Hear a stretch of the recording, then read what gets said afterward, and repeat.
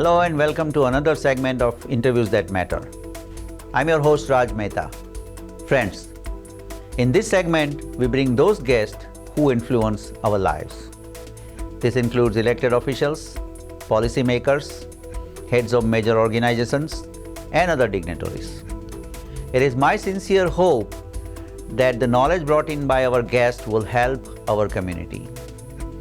Today we have such guest who is a Brooklyn District Attorney, Charles Hynes. Mr. Hynes has been a district attorney for over 23 years and has got tremendous experience in handling many different cases. Let's meet District Attorney Hynes. Welcome, sir. Welcome to the show. Sir. Thank you, Raj. I really appreciate the opportunity. Thank you for taking time. Good. Sir, you were first elected in 1989 as a district attorney of Brooklyn. Yes. And it's been almost over 20 years now. 23. 23 years, okay. Yeah. So how is the ride so far? How did you like it? It's been great. It's been absolutely great. And describing it as a ride is a good choice because at times it's a roller coaster ride, but it's been very, very good. And when you first time elected and walked into your office in 1989 versus now, obviously you go every day now. Well, there was a great deal. There was a great deal of apprehension. First of all, we were in a deteriorating building in Brooklyn, where I once served as the first assistant DA and chief of the Rackets Bureau for the Kings County District Attorney, and it was a grim beginning. Brooklyn had become the 5th most violent place in America per capita. Wow. And while I had the opportunity after winning the primary for Democratic nomination for DA, which is essentially the election, because there's no real opposition from the Republican Party. In fact, I get endorsed by the Republicans, conservatives, and worker family every 4 years. But it was at a time when I believed I could do something. I had brought together a very, very good staff after winning the primary in September. Some seasoned professionals who had some very, very good ideas about how we could reduce the level of crime. So I guess generally the feeling was apprehension. Today the feeling is of great optimism because there is never a time I can go to that office and not expect someone to walk in and come up with a new idea. So, for example, we have developed 29 programs that didn't exist before I became DA. And the goal of those programs are to reduce recidivism rates, which is clearly the way in which you raise levels of public safety by reducing reoffending or recidivism rates. So it's much better today, and it's the thing that drives me and excites me every time I wake up in the morning, and I wake up every morning at 5 to check my BlackBerry and harass people, is that the new day could lead to another new idea. Okay, so the crime has gone down significantly when you... Dramatically, 87% since 1990. Yeah, oh, 87%. 158,000 felonies on average in 1989 and 90. We average about 33,000. 780 murders a year in 1990. We have basically 200 over the last couple of years. And in 2011, for the first time since 1963, we had under 200 murders for our population of 2.5 million. And last year we had 50 murders fewer. So we went below 150 murders since 1960. Wow. So we're going in the right direction. Okay, so is it as a result of your prosecution or? It's a combination, Raj. Ray Kelly, who is our great police commissioner, and I agree on a number of things. And one of the things we really agree on is that things have changed because of community involvement. Ray instituted community-based policing when he was police commissioner under Dave Dinkins the first time. Every police commissioner that succeeded Ray continued that model because it invested a kind of partnership in the community leaders, the religious leaders, the elected leaders, the activists. So they became, part of the solution, to use an over cliche. And about 16 years ago, I adopted community-based prosecution. And what the sum of that is that I meet every 2 months with a community organization that is having a particular problem in Brooklyn. I chair the meeting. I have every member of my senior staff at the meeting. We have all of the folks from that neighborhood or that area who are concerned. And we meet every 2 months until the problem has been ameliorated. And at any one time, I have between 6 and 8 of these community-based prosecution initiatives. Brooklyn became safer because of community involvement, community partnership, a superb police department led by perhaps the best police commissioners in the history of the city of New York, and Ray Kelly, and by our extraordinary programs that are executed by dedicated and talented young assistant district attorneys. So I guess community involvement was a major factor in, because I mean, whatever happens, community knows the first anyway. Community is the most, because it becomes your eyes and ears. And I established the first and only community relations bureau in the state for any of the 62 DAs. And it's a very, very active, vibrant group of young women and men who fan out across the community looking for problems that arise and how they can be solved. They feed this information back to senior staff members, executive assistant DAs who run the various, we have 5 zones in the Brooklyn DA's office covering 5 geographic areas. So that information is fed back to the zone executives, and then an evaluation is made and programs are created to try and solve particular problems as they arise. It's a very, very proactive office. Okay, good. And who was your mentor? I mean, how did you decide to run for the DA? Well, it's a two-part answer. Eugene Gold was the district attorney of Brooklyn for a number of years. He recruited me. I'm a former defense lawyer, as was Gene Gold. And when he was elected in 1968, he recruited me and a group of other folks by putting an ad in the New York Law Journal, which was kind of groundbreaking, because the Brooklyn DA's office was totally politicized. You could not become an assistant unless you were recommended by a district leader, Democratic district leader. You could not become a bureau chief without the county chairman passing on that position. When Gene Gold was elected, and he'd come from politics, he was a very, very active member of the Democratic Party. He worked for the Speaker, Stanley Steingut at the time. But he was a great lawyer, and is a great lawyer.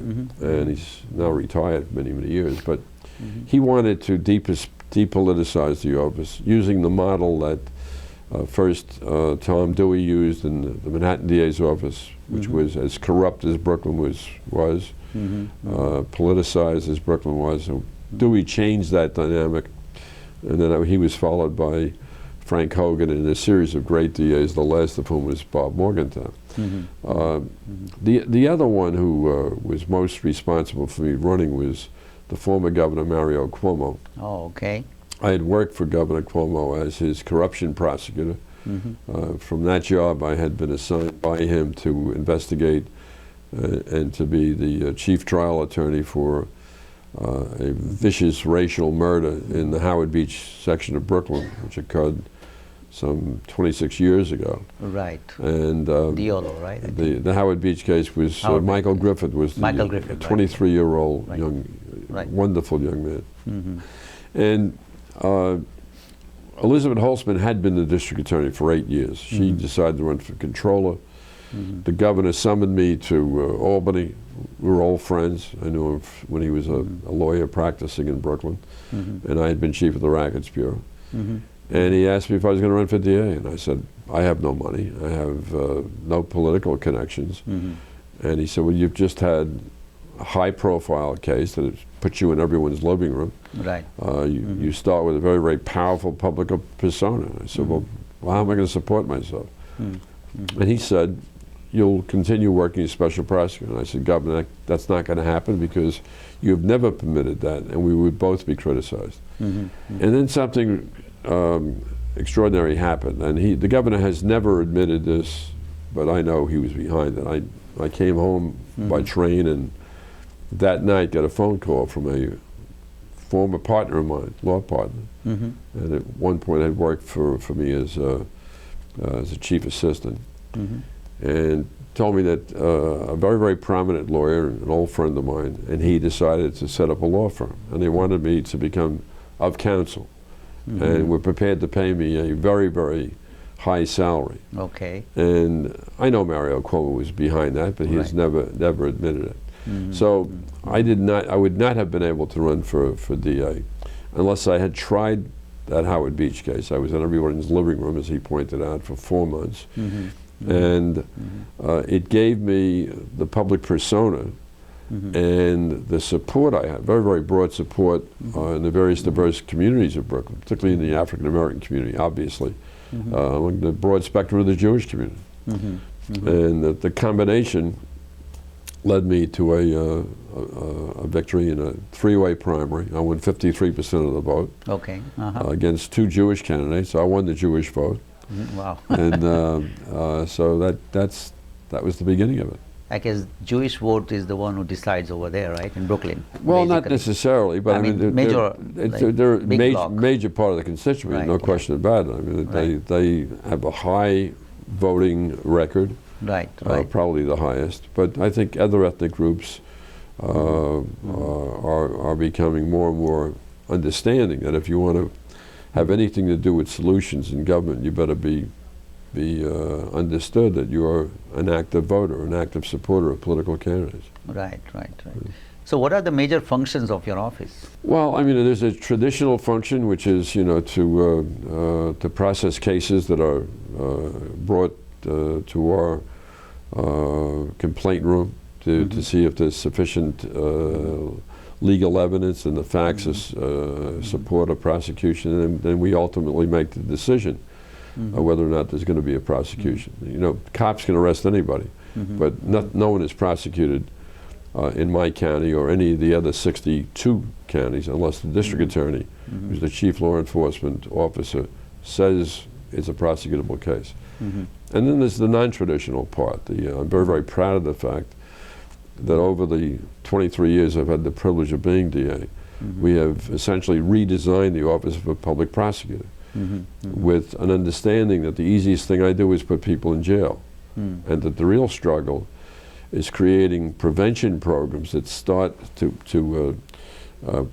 stop people from coming into the criminal justice system, to have intervention programs so that when someone is arrested, that for example, if they are arrested for a drug crime, or if the crime is committed as a result of their drug addiction, that we can give them drug treatment. I started the first prosecutor-based drug treatment program in the United States in 1990. Okay. And now, of course, the drug initiatives for treatment, both in residential drug treatment as well as drug courts, are found all over the country. In New York State alone, we have 176 drug courts. And that's an extraordinary change because, again, when I was a defense lawyer, I used to walk out of the courtrooms or the court buildings of places in Manhattan, in Brooklyn, the Bronx, wondering what was wrong with an assistant DA who wanted to make their career on the backs of my client who was a junkie. There was no problem, no drug treatment available.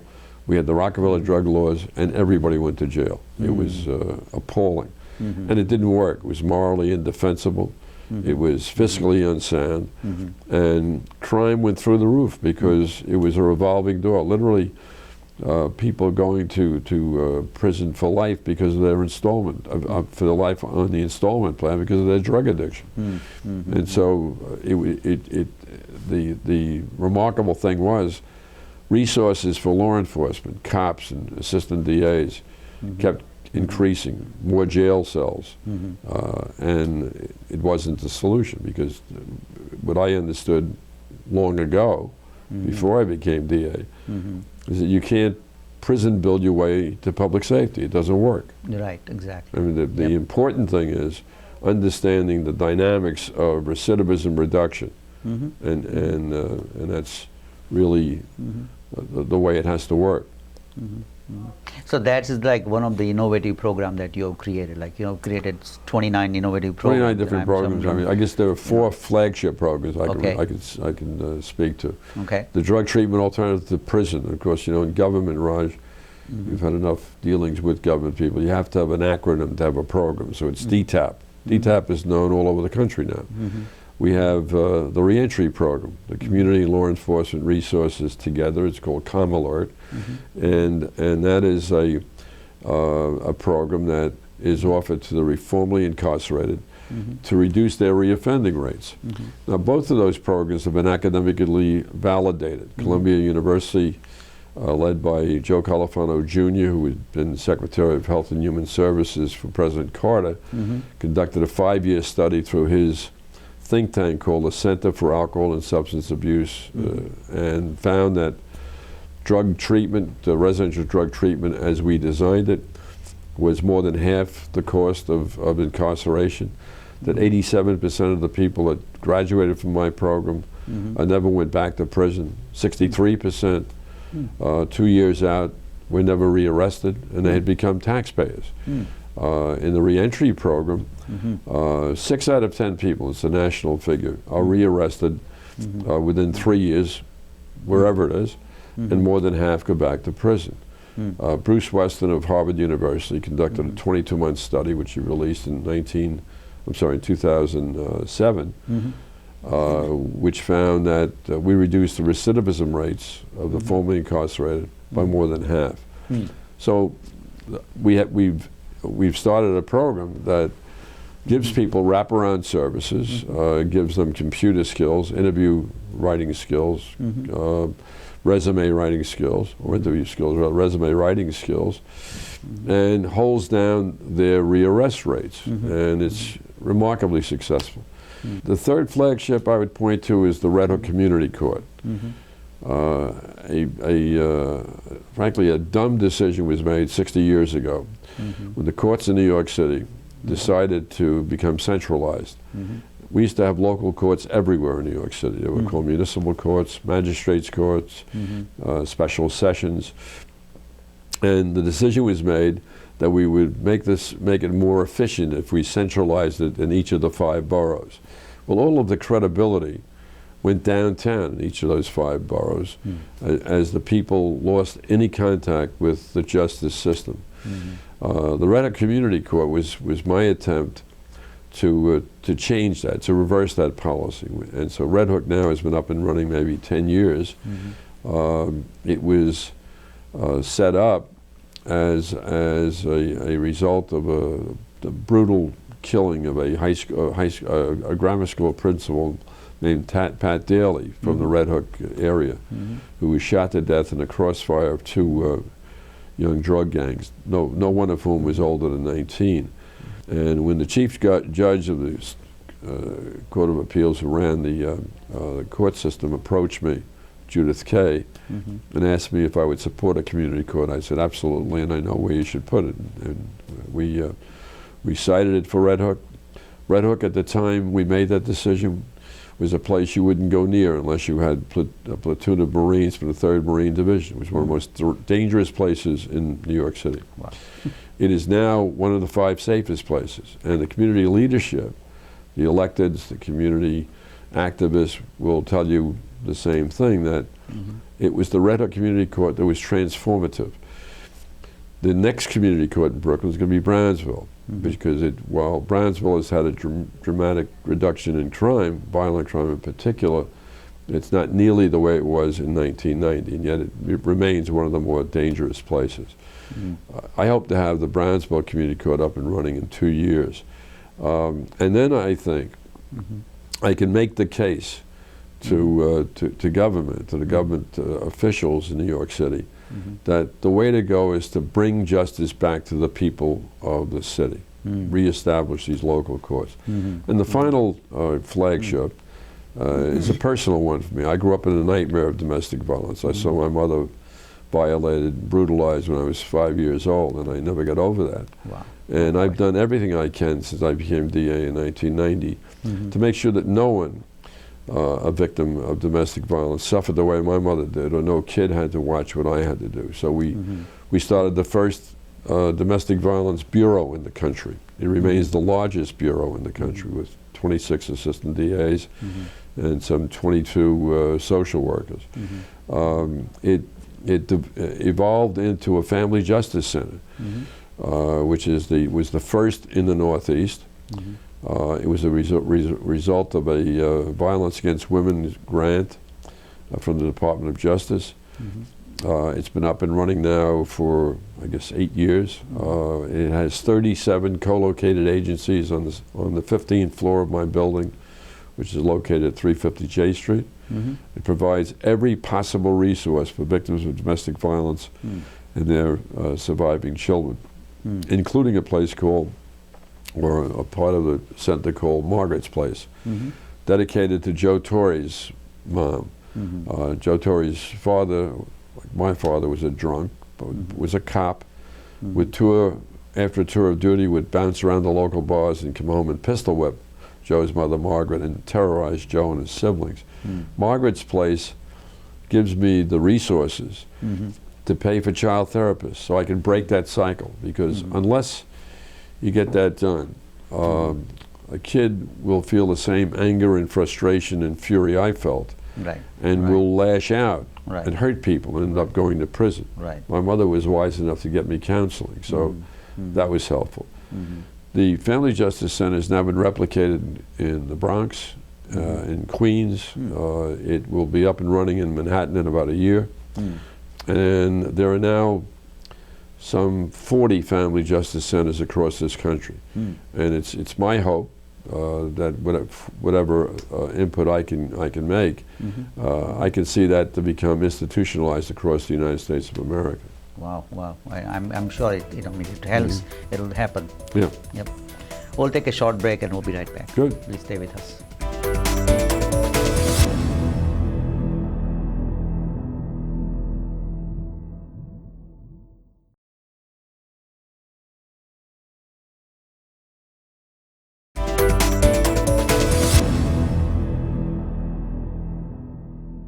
Welcome back to Interviews That Matter. We are having a conversation with Brooklyn District Attorney Charles Hynes. Welcome back, sir. Thank you.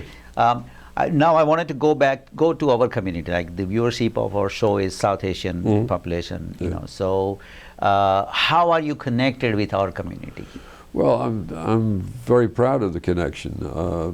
For example, when I became DA in 1990, we had 7 Asian American assistant DAs. We now have 40, and we have in Kinang the highest ranking Asian American prosecutor in New York City. He's the executive assistant district attorney in charge of training. We have, of the 40 Asian American folks, 14 are South Asian. Assistant district attorneys. Wow. So we've connected very well with that community.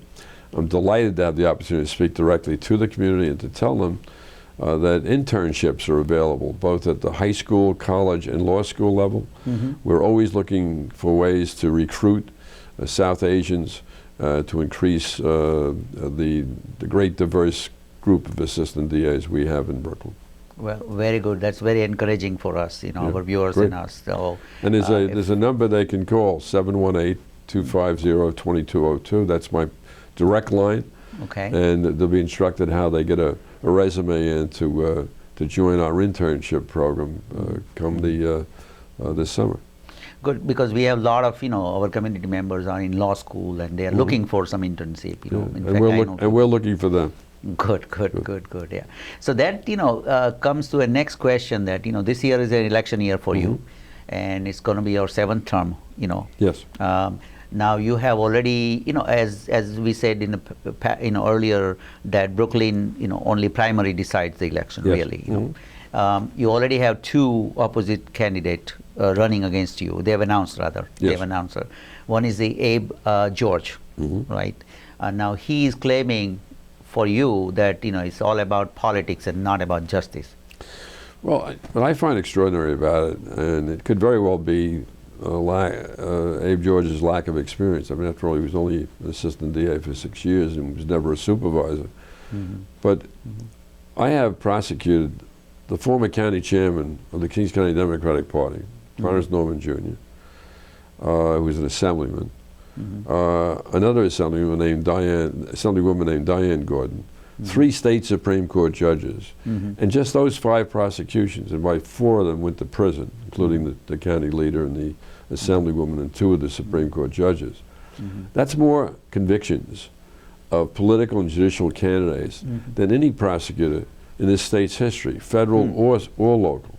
Now that is added on to the fact that before I became Brooklyn DA, I'd prosecuted 4 other legislators. So for anyone to claim that I you know, have an office that's run politically, it's just it's vacuous. And the next one is Ken Thompson. Obviously, he wants to get the guns out of Brooklyn. You know, the recent event of a new town. Right. It's a horrible event. Oh, horrible! Is right. I find that strange. I mean, Ken is a guy who has a lot of experience, but he was assistant U.S. Attorney, Eastern District, experienced trial lawyer, successful lawyer. But it's the only issue he's raised, and I'm surprised at it because since 2002, I've had a gun buyback program in Brooklyn, which was very successful. Okay. We redesigned it in 2008 at the result of a recommendation of my clergy liaison, Reverend Joe Jones, who suggested the guns be brought to local churches. And we created that model in 2008. We've taken 2,400 guns off the streets of Brooklyn ever since. And the way that works is that Commissioner Kelly and I chip in $100 each, and we pay $200 for any workable gun that's brought to these churches. The program is replicated by my 4 colleagues in the 4 DA's office in Brooklyn, and by Kathleen Rice, who you know well, the Nassau County DA, as well as the Westchester County DA, Janet DeFiore. And the total of guns taken off the streets of those 7 jurisdictions is more than 11,000. So I'd be anxious to hear what Ken Thompson's idea is to get guns off the street, and how we can improve it. Other than what you already I certainly wouldn't have any problem adopting it and giving him credit, but beyond his saying I'm going to do something about the guns, he hasn't been specific at all. Now, do you favor, like NRA is always saying that, have a security guard or give guns to good people rather than a bad people? What do you? I think that guns have a place for hunters. Obviously, it has a place. You can use guns. You should have guns for people who demonstrate the need. And New York City's police department is very, very careful about who they give gun permits to. The tragedy in Connecticut has to be examined very, very carefully and understood that it can't be simply one group of people saying no guns and another group of people saying we can't have any restrictions. There has to be some sort of give and take and compromise. My suggestion, which was published by the New York Times, was a national commission with a very short closing date. That a commission would be set up by President Obama, and it would have a recommendation for Congress by the spring, not later than the spring. And it would be viewed, therefore, as a bipartisan effort, and that on that commission you would have a top-flight law enforcement professional. You'd have a mental health expert, because the last 6 or 7 tragedies have involved people with very, very serious mental illnesses. Right. That's a school safety expert would be critical. You'd also need a sociologist to understand the sociology of and this need for guns among people. You need a First Amendment expert who could do something about crafting legislation that would limit these videos that are being watched, apparently watched by the last 3 crazed gunmen. And the First Amendment is not without some sort of restrictions. You can't yell fire in a theater, for example, is the most well-known example. But I see no reason that there can't be some limitation on those videos. I think they're dangerous. They're inherently dangerous. And then you need a Second Amendment expert who could talk about, you know, the right to bear arms. But you need a group of professionals that could advise Congress and the President for meaningful gun reform. We have in Joe Biden one of the smartest, one of the most effective politician that I know of.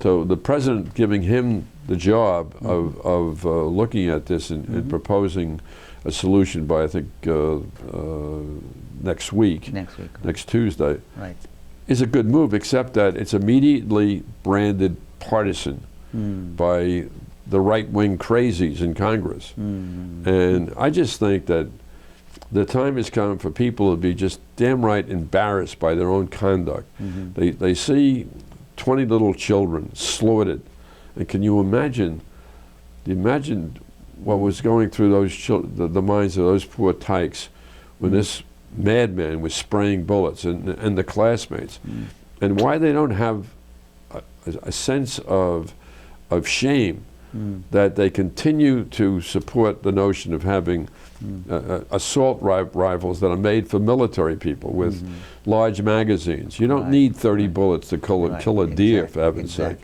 So I'm afraid we're in for a long run on this, and I'm not sure where the legislation is going to go. All I can hope for is that Vice President Biden, who has very good connections on the Hill with the Senate, clearly because of all of his experience there, will be able to make a breakthrough. Something has got to be done, though. Right. Well, sir, 25 minutes is really not enough to get your wisdom. Oh, thank you. But unfortunately, I have a time limit here. Good. So if you have your final message to the community. Well, my message to the community is let's get more involved. You know, if you've got any young men or young women out there, or in high school or college or law school, who'd like to work for an exciting office that does totally different things. No office has the kind of programs we have, at a number of the programs we have anywhere in the country. So when I be involved in an exciting beginning of a career, give my office a call, 718-250-2202, and it'll be worth their while. Thank you so much. Thank you, really Raj. Appreciate it. Thank you for joining us today. If you have any questions, comments, suggestions, you can email me at rajmitv@gmail.com. Again, that's rajmitv@gmail.com. You can also view our prior shows on YouTube at our Infosys International channel, which is www.youtube.com/Infosys International. Thank you so much, and until next time, see you. Bye-bye. Thank you. Terrific. Appreciate it.